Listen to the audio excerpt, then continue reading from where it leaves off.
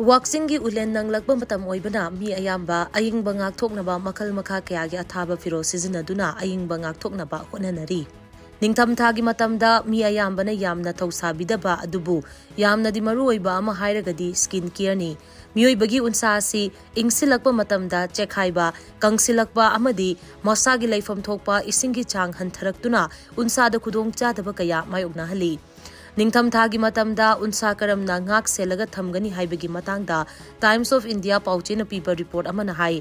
Ningthamthagi matamda tangai fadana tawdaba yadaba skin care hairagadi foam cleanser gi mahutta sangom khohi aloe vera natragana rose water yauba creamy cleanser ama sizinaduna mai tabigadabani.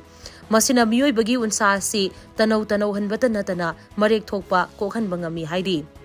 Masida natana mai taraba matung hydrating toner ama tairaga hyaluronic acid glycerin natragana niacinamide yauba serum tairaga moisturizer natragana mai gi thau tairabadi unsa nauthok handuna afaba unsa ohenba ngamgani. Masigi matung nungsada yauba UV ray dagi ngakthoknaba tangai fadana moisturizer tairaba matung yamdrabada SPF 30 dagi tadana yauba sunscreen ama taiba tangai fade hairi.